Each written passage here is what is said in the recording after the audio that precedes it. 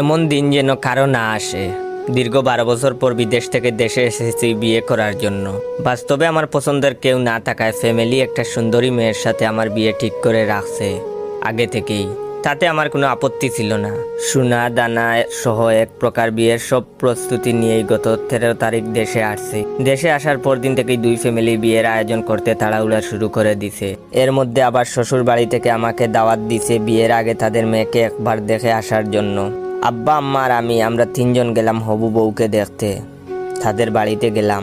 প্রথমে পরিচয় করিয়ে দেওয়া হলো হবু শ্বশুরের সাথে, তারপর শালার সাথে, তারপরে বউয়ের সাথে। বউ মাশাল্লাহ পরীর মতো, অল্প বয়সী সব মেয়েরাই সুন্দরী। অতঃপর পরিচয় করিয়ে দেওয়া হলো হবুর শাশুড়ির সাথে। এইখানেই ঘটল বিপত্তি। শাশুড়ির দিকে তাকাতেই আমার শরীরের প্রত্যেকটা অঙ্গ প্রত্যঙ্গ কাজ করা বন্ধ করে দিছে কিছুক্ষণের জন্য।